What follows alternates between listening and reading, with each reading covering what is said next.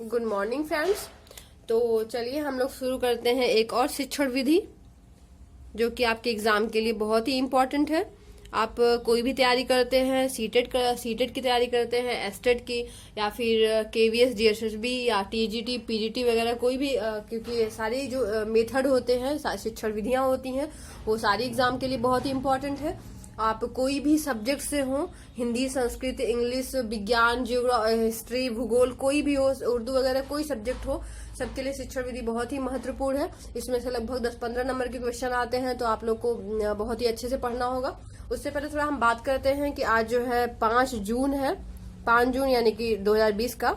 तो 5 जून है, तो आज जो है क्या है, पर्यावरण दिवस है। तो ये भी जानिए, कभी एग्जाम में अक्सर एग्जाम में पूछता है कि पर्यावरण दिवस जो है किस दिन मनाया जाता है। तो जानिए कि पर्यावरण दिवस जो है क्या 5 जून को मनाया जाता है।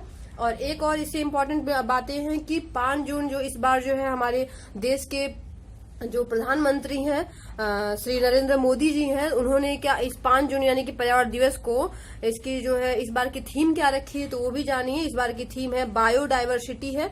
बायोडाइवर्सिटी यानी कि जैव विविधता है, जैव विविधता।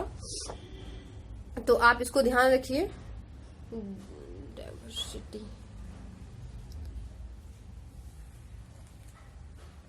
ठीक है, एक मिनट, डाइवर्सिटी। तो आप लोग इसका जो है याद रखिएगा। इस बार का जो है टॉपिक क्या है, जैव विविधता यानी कि बायोडाइवर्सिटी है। तो ये जो है 5 जून को पर्यावरण दिवस मनाया जाता है। और इस बार का 2020 का जो है थीम है पर्यावरण दिवस का बायोडाइवर्सिटी यानी जैव विविधता। तो चलिए अब हम शुरू करते हैं। आपके 2 नंबर का क्वेश्चन हो गया है। हाँ, क्योंकि पूछता है एग्जाम में कि पर्यावरण दिवस किस दिन मनाया जाता है, या फिर ये पूछ सकता है इस बार जो 2020 में इसके थीम क्या है। तो आप लोग को अभी याद भी हो जाएगा इसी तरीके से। चलिए हम शुरू करते हैं अपनी शिक्षण विधि। तो आज की शिक्षण विधि है व्याख्यान मेथड, व्याख्यान विधि। अब आप कहेंगे कि व्याख्यान विधि में क्या इंपॉर्टेंट हो सकता है, इसमें तो बस लेक्चर देना और काम खत्म। इसमें जो है शिक्षक केंद्रित होता है। तो मुझे पता है आप लोग को इतनी नॉर्मल चीजें पता है, लेकिन कुछ ऐसी चीजें हैं जो आप लोग को शायद पढ़े होंगे। ऐसा नहीं कि हम नहीं कह सकते कि आपको पता नहीं है, पता हो सकता है, लेकिन बहुत सारी ऐसी चीजें हैं जो बहुत ही इंपॉर्टेंट है। तो आप थोड़ा ध्यान से पढ़िएगा। इसको और इंग्लिश में क्या कहते हैं, लेक्चर मेथड कहते हैं, लेक्चर मेथड।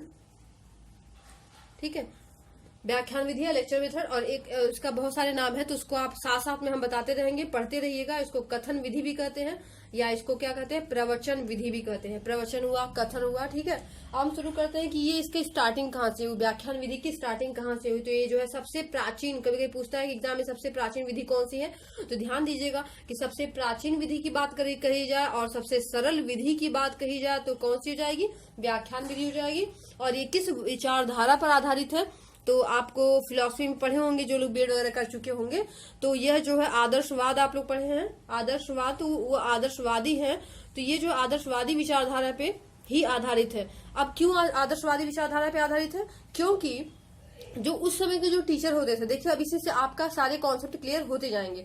देखिए उसमें जो आदर्शवादी विचारधारा थे, आदर्शवादी जो लोग थे, ठीक है, तो उनका क्या था, मोटिव था। या फिर प्राचीन समय की हम बात करिए तो उसमें जो गुरुकुल वगैरह होते थे, गुरुकुल आप नाम सुन रहे हो, जैसे आजकल स्कूल वगैरह है, तो उसमें गुरुकुल होते थे। वहां गुरुकुल में जो है गुरु होते थे, वो जो पढ़ाते थे बच्चों को, उनको शिष्य बोला जाता था। तो उनको पढ़ाया जाता था। पढ़ाने का मतलब वहां पे क्या होता था, जो भी संस्कृत में श्लोक वगैरह होते थे, ठीक है, संस्कृत में श्लोक हुआ, या फिर जो वेद होते थे, वेद का जो उच्चारण करते थे, वो सारी चीजें क्या होती थी, ये व्याख्यान विधि पे ही आधारित थी। मतलब उसमें कोई ऐसा मेथड तो था नहीं। तो क्या करते, जो गुरु लोग थे वो जो है व्याख्यान द्वारा ही इन सारी चीजों को क्या करते, क्लियर करते थे, इन सारी कॉन्सेप्ट को क्लियर करते थे। और बच्चे क्या करते थे, उनको सुनते थे। उनको सुन के उनकी इस तरह से क्या होती है, उनके स्मरण शक्ति का भी विकास होता था। तो ऐसे मतलब जब सुन के कोई चीज हम याद करते हैं तो क्या होता है, वो स्मरण शक्ति मतलब जो याद करने की क्षमता होती है, तो हम उसको धीरे धीरे क्या करते हैं, उसका डेवलपमेंट ज्यादा होता है, या फिर उससे हम ज्यादा कुछ सीख लेते हैं। तो इससे क्या होता है, अब देखिए इसमें सारी चीजें, स्मरण शक्ति की बात आई, एक चीज और निकल के आ गया यहाँ पे कि जब स्मरण शक्ति का विकास आया, तो हमने आपको बताया था कि हमारे जो शिक्षण स्तर है उसमें क्या 3 प्रकार के मेथड होते हैं, 3 प्रकार के स्तर होते हैं। तो फर्स्ट मैंने उसमें बताया था कि स्मृति स्तर यानी कि मेमोरी स्तर बताया था, और सेकंड क्या बताया था, अवबोध बताया था। ठीक है, अगर आप लोग जो भी इसमें आज नए होंगे, मेरा आज नया वीडियो देख रहे होंगे, तो आप डिस्क्रिप्शन बॉक्स में इसका लिंक दिया होता है इसके पिछले वीडियो का। आप जो भी इसके पिछले वीडियो देखेंगे सब में डिस्क्रिप्शन बॉक्स में उसके पिछले का वीडियो का उसमें लिंक दिया रहता है, तो आप देखते जाइएगा। और ये जो सारे स्तर की मैंने बात की वो सारे पिछले वीडियो में पढ़ाया गया है, तो आप उसको देख लीजिएगा। ठीक है, तो स्मृति स्तर, अवबोध स्तर, और तीसरा मैंने बताया था कौन सा, चिंतन स्तर, जो कि आपके एग्जाम के लिए बहुत इंपॉर्टेंट है। तो इसमें देखिए अब आप इससे जान जाएंगे जो व्याख्यान विधि है वो किस पे आधारित है, यहाँ पे क्या हो जाएगा, स्मृति स्तर पे आधारित है। तो इतनी सारी चीजें क्लियर हो गई।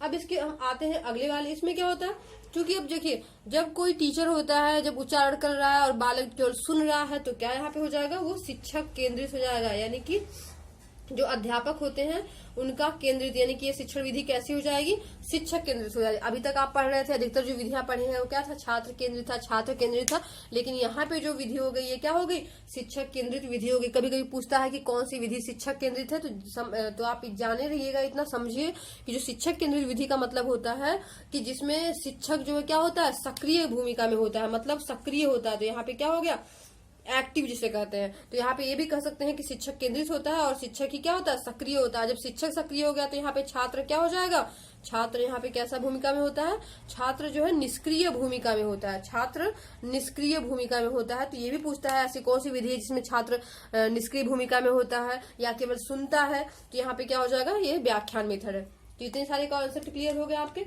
अब देखिए इसके अगले कॉन्सेप्ट में आते हैं। अब जब यहाँ पे शिक्षक केंद्रित, जब यहाँ पे कोई चीज शिक्षक केंद्रित हो गया तो ये कैसी हो जाएगी, ये मनोवैज्ञानिक विधि नहीं होगी, क्योंकि मनोवैज्ञानिक विधि जो होती है कैसी होती है, वो होती है छात्र केंद्रित होती है। तो मनोवैज्ञानिक विधि नहीं होगी, यानी अमनोवैज्ञानिक होगी। और जब अमनोवैज्ञानिक होगी तो इसके साथ साथ क्या होगा, ये ज्ञान जो है क्या होता है, इसमें अस्थायी होता है। इसका जो हम जो इसके द्वारा सीखते हैं, जो हम रटते हैं, मैंने आपको पहले बताया था, और जब रट के हम कोई चीज करते हैं तो अस्थायी हो जाता है।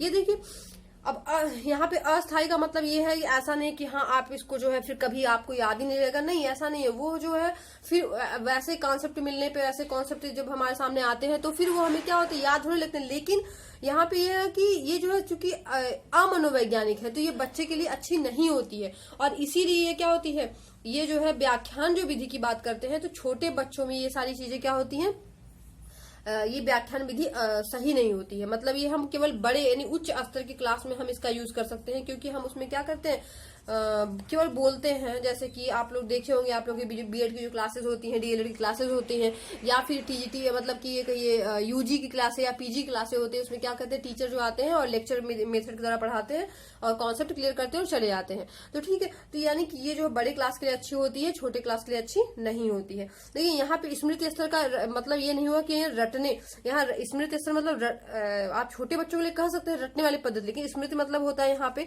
याद भी करना होता है, मतलब हमें स्मरण से भी। अब कोई आपको व्याख्यान दे रहा है तो आप उसको क्या कर सकते हैं, उसके कॉन्सेप्ट को याद रख सकते हैं ना, याद करने की प्रक्रिया ही तो होती है ना।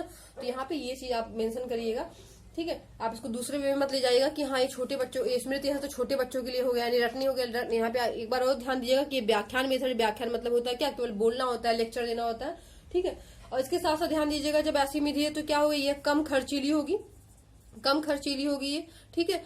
तो कम खर्चीली होगी क्योंकि आप बहुत सारे बच्चों को एक साथ पढ़ा रहे हैं तो कम खर्चीली हो गई, यानी कि यहाँ पे संख्या अगर छात्रों क्या है अधिक है तो भी हम क्या करते हैं, एक टीचर मिलके उसको अच्छे से मेंटेन कर सकता है, उसको अधिक अच्छे से पढ़ा सकता है। तो यहाँ पे ये भी हो गया। और एक चीज और है इसकी, क्या, इसकी जो पाठ्यक्रम होते हैं, इसको जो पाठ्यक्रम यानी जो इसमें कैरिकुलम होता है वो क्या करते हैं, हम समय से समाप्त कर लेते हैं या फिर जल्दी समाप्त कर लेते हैं, जब चाहे हम उसको खत्म कर सकते हैं। इसके साथ साथ हम इसको आपको एक जो है और नई चीजें इसमें हम बताएंगे कि इसमें एक अच्छा आपको कॉन्सेप्ट मिल जाएगा। इसमें एक है चाक एंड वार्ता, चाक और वार्ता पद्धति भी बोलते हैं, ध्यान दीजिएगा। एक ये बहुत ही इंपॉर्टेंट चीज है, इसको बोलते हैं चाक और वार्ता, चाक और वार्ता पद्धति या वार्ता विधि भी बोलते हैं। और क्या क्यों बोलते हैं, क्योंकि जब व्याख्यान विधि होती है तो क्या करते हैं, हम केवल बातें करते हैं। हाँ कोई इसमें मतलब कठिन चीजें हैं या फिर कोई और इसमें मतलब इंपॉर्टेंट चीजें जैसे चित्र वगैरह हुआ, किसी चीज का फिगर हुआ, तो हम उसको क्या करते हैं, ब्लैक बोर्ड वगैरह का यूज करके, व्हाइट बोर्ड का यूज करके हम उसको बना देते हैं। तो यहाँ पे इसलिए क्या हुआ, चाक हो गया, यानी कि चाक एंड वार्ता, वार्ता मतलब होता है बोलना, तो यानी कि चाक एंड टॉक, इंग्लिश में कहा जाए तो chalk and talk, chalk and talk method भी बोलते हैं, ध्यान दीजिएगा, ठीक है। तो ये सारी चीजें आपको क्लियर हो गई हैं। इसके साथ साथ हम देखते हैं और इसमें कुछ सारे कॉन्सेप्ट क्लियर करते हैं। जैसे इसमें किस कौशल का विकास होता है, तो ध्यान दीजिएगा इसमें जो है श्रवण कौशल का विकास होगा, श्रवण कौशल का विकास होता है, ठीक है। देखिए हम इसको पॉइंट में आपको बताते जाएंगे, आप अपनी कॉपी पेन लेके बैठे रहा करिए, इसमें जितने पॉइंट बताते हैं आप उसको नोट भी करते जाएंगे, तो आपको ऐसे ऐसे क्या होगा वो याद भी होता जाएगा, और आपको एक साथ जो है मतलब बहुत ज्यादा प्रेशर नहीं होगा एग्जाम के टाइम में। तो श्रवण कौशल का विकास होता है। इसके साथ क्या होता है, इसमें शिक्षक के लिए किसी विशेष, देखिए हमेशा ध्यान दीजिएगा, कभी कभी पूछता है कि ऐसी कौन सी विधि है जिसमें किसी विशेष की आवश्यकता नहीं पड़ती। तो विशेष मतलब यहाँ पे सारी चीजें हो जाएंगी, चाहे विशेष समय की हम बात करें या फिर विशेष परिस्थिति की बात करें, ठीक है, या फिर विशेष कोई किसी यंत्र की बात करें, ये सारी चीजें क्या हो जाएंगी, विशेष की चीज में आ जाएंगी। मतलब इसी किसी विशेष समय अथवा परिस्थिति अथवा यंत्र की आवश्यकता नहीं होती है। और एक और इसमें हम एक आपकी कहावत भी जोड़ देते हैं, क्योंकि कहावत वगैरह कभी कभी पूछ देता है कि ये कहावत जो है किस पे लागू होती है या फिर किस विधि के लिए है। तो बहुत ही इंपॉर्टेंट चीज ऐसे कहा जाता है, चम्मच से ज्ञान की घुट्टी पिलाई जाती है। ये आप कहावत याद रखिएगा, चम्मच से ज्ञान की घुट्टी पिलाई जाती है या घुट्टी पिलाना। तो ये पूछेगा कभी एग्जाम में, कभी कभी एग्जाम में पूछता है। वैसे एग्जाम में जैसे जहाँ पे काफी हाई लेवल का होता है, पीजीटी वगैरह का एग्जाम होता है या फिर सीटेट का एग्जाम होता है, तो हमें पूछ लेता है कि चम्मच से ज्ञान की घुट्टी पिलाना यह जो किस पे आधारित है या फिर किस विधि में ये लागू होता है। तो यह जो है इस व्याख्यान विधि में, और क्यों लागू होता है बता दें, ये जो है क्योंकि इसमें जो है हर एक चीजें हम क्या करते हैं लाद देते हैं बच्चों पे, और इसके साथ साथ यहाँ पे ज्ञान की बातें की गई है। तो ज्ञान पे चम्मच से, हाँ चम्मच से मतलब एक जो छोटी चीज से हम क्या करते हैं बच्चों को घुट्टी पिलाने की कोशिश करते हैं। मतलब ज्ञान को हम तो घुट्टी नहीं पिला सकते हैं ना, मतलब उसको समझा सकते हैं, उसको हम जो है डिफाइन कर सकते हैं, उसका समझ, उसकी शक्ति का विकास करना चाहिए। लेकिन यहाँ पे क्या होता है, हम व्याख्यान द्वारा केवल क्या करते हैं जबरदस्ती थोपते हैं। तो यहाँ पे जबरदस्ती थोपने की बात हो रही है, मतलब हम बच्चों क्या करते हैं एक नीरस पद्धति होते हैं, साथ साथ जबरदस्ती बच्चों पे क्या करते हैं लाते हैं, या तो फिर कहिए बच्चों पे क्या करते हैं जबरदस्ती हम इसको थोपते हैं।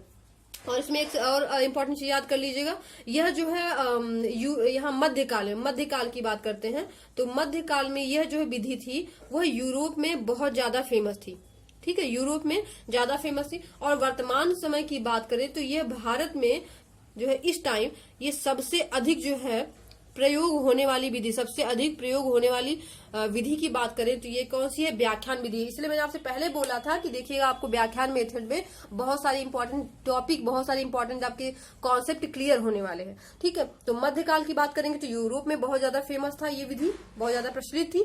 लेकिन अभी हम बात करें तो भारत में सबसे अधिक प्रयोग होने वाली विधि कौन सी है, ये आपकी है व्याख्यान विधि। इसके साथ साथ हमें एक और कॉन्सेप्ट कभी कभी पूछता है कि ज्ञान का स्थानांतरण करने का जो स्रोत होता है वो किस विधि द्वारा होता है, तो व्याख्यान द्वारा होता है। व्याख्यान द्वारा क्यों होता है ज्ञान स्थानांतरण, पहले ये जानिए। मतलब जब हम ज्ञान को ट्रांसफर करने की बात करते हैं, नॉलेज को ट्रांसफर करने की बात करते हैं, तो ये जो है सबसे अच्छी विधि होती है। जैसे कि हम लोग क्लास में पढ़ रहे हैं, क्लास में कोई चीज बता रहे हैं, कोई कॉन्सेप्ट क्लियर कर रहे हैं, कोई मान लीजिए बच्चा नहीं आया है, तो हम क्या करते हैं अगले दिन उसको हम क्या करते हैं बोल के या बता के या फिर फोन से या फिर जैसे वो पूछता है हम उसको बोल के समझा देते हैं, ठीक है। तो यहाँ पे ज्ञान स्थानांतरण करने की सबसे अच्छी मेथड कौन सी है, व्याख्यान मेथड है, क्योंकि इसके द्वारा हम कोई भी चीजें बच्चे तक आसानी से और जल्दी पहुंचा सकते हैं। तो कभी कभी पूछता है कि ज्ञान स्थानांतरण की बात की जाए तो सबसे अच्छी विधि कौन सी है, तो वो कौन सी हो जाएगी, यहाँ पे व्याख्यान विधि हो जाएगी, क्योंकि जल्दी से हम कोई चीज किसी के पास ट्रांसफर कर सकते हैं जल्दी में, और ये कहिए कि वो पूरी चीजें हम दे सकते हैं। तो ये विधि काफी अच्छी है। तो इसमें आप लोग जान भी गए हैं कि प्राथमिक स्तर पे अनुपयोगी है, यह जो है अमनोवैज्ञानिक है, अध्यापक केंद्रित है, अध्यापक केंद्रित है, और अस्थायी है, इसका जो ज्ञान प्राप्त होता है हमें, और छात्र में इसमें छात्र जो क्या होते हैं निष्क्रिय होते हैं, ठीक है। इसके साथ इसमें एक और इम्पोर्टेंट आगे आपके पास इसमें एक इम्पोर्टेंट क्या सारी चीजें हैं कि इसमें जो है ये पूछता है कभी किन बालकों के लिए अच्छा है या किन बालकों के लिए अच्छा नहीं है। तो ध्यान दीजिएगा कि यह मंद बुद्धि जो बालक होते हैं, मंद बुद्धि बालक होते हैं, उनके लिए क्या है अच्छी विधि नहीं है, ये ध्यान दीजिएगा, ये मंद बुद्धि बालक के लिए अच्छी विधि नहीं है। तो किसके लिए अच्छी विधि है, यह जो है प्रतिभाशाली बालकों के लिए अच्छी विधि मानी जाती है। अब प्रतिभाशाली बालकों के लिए अच्छी विधि क्यों मानी जाती है, ये देखिए बहुत इंपॉर्टेंट क्वेश्चन है, इसको आप ध्यान रखिएगा कि ये विधि जो है प्रतिभाशाली बालकों के लिए अच्छी विधि मानी जाती है, ठीक है, लेकिन मंद बुद्धि बालकों के लिए अच्छी विधि नहीं मानी जाती है। अब प्रतिभाशाली बालकों के लिए अच्छी विधि इसलिए मानी जाती है क्योंकि वो कोई भी कॉन्सेप्ट होता है वो जल्दी से जल्दी समझने की कोशिश करते हैं। उन्हें लगता है कि हम जल्दी जल्दी कितनी सारी चीजें हम गेन कर लें, कितनी सारी चीजें हम जल्दी जल्दी हम सीख लें। तो और जल्दी से सीखने के लिए व्याख्यान विधि क्या होती है, बहुत ही अच्छी होती है। और इसके साथ साथ वो व्याख्यान विधि से अधिक चीजें ले लेते हैं या अधिक चीजें सीख जाते हैं, उनको उसमें मजा आती है, क्योंकि उन्हें थोड़ा सा भी कुछ बता दिया जाए उसको तुरंत क्या कैचअप कर लेते हैं और उसके आधार पर वो सारे काम कंप्लीट कर देते हैं। इसलिए प्रतिभाशाली बालकों के लिए क्या होती है, काफी अच्छी विधि मानी जाती है। और ये देखिए उपयोगी कहाँ कहाँ होती है वो भी जान लीजिए। आप लोग जो अपना लेसन प्लान बनाते हैं, लेसन प्लान में जो प्रस्तावना लिखते हैं ना, प्रस्तावना जो होता है इंट्रोडक्शन, अब देखिए ये प्रस्तावना के लिए बहुत ही अच्छी विधि मानी जाती है। क्योंकि देखिए हम जब प्रस्तावना शुरू करते हैं तो किसके माध्यम से, हम व्याख्यान के यानी कि बोल की तो शुरू करते हैं।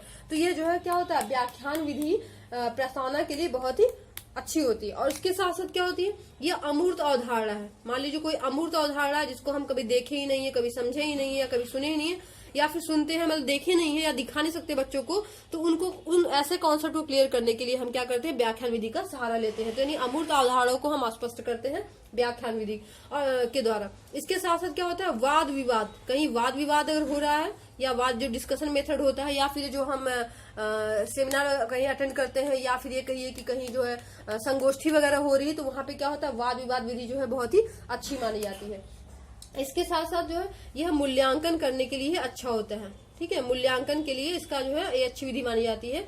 और इसके साथ साथ जो है ये बड़ी समस्या होती है, कोई बहुत बड़ी समस्या हुई तो हम उसको क्या, उसके स्पष्टीकरण के लिए इसका उपयोग करते हैं, या उसकी कॉन्सेप्ट को समझने के लिए इसका उपयोग करते हैं। साथ साथ में ये भी जानिए कि यह प्रभुत्ववादी विधि है, प्रभुत्ववादी विधि। अब प्रभुत्ववादी विधि क्यों है, क्योंकि प्रभुत्ववादी मतलब यहाँ पे क्या होगा, किसी एक का राज होता है। ठीक है, मतलब एक का उस पर पूरा अधिकार होता है। प्रभुत्ववादी विधि का मतलब ये हो गया, अधिकार की बात हो गई। अधिकार किसका होता है, इसमें टीचर का होता है, यानी कि शिक्षक का होता है। जब शिक्षक का हो गया तो यहाँ पे क्या हो जाएगा, ये जो है प्रभुत्ववादी विधि अपने आप मानी जाएगी। ठीक है, इसके साथ साथ इसमें एक दो पॉइंट और इम्पोर्टेंट है, फिर इसके बाद हम कुछ क्वेश्चन आपको सॉल्व करवाते हैं। देखिए ये किन किन विधियों के लिए अच्छी विधि मानी जाती है, खासकर जो इसमें जो है तथ्यात्मक ज्ञान मिलते हो।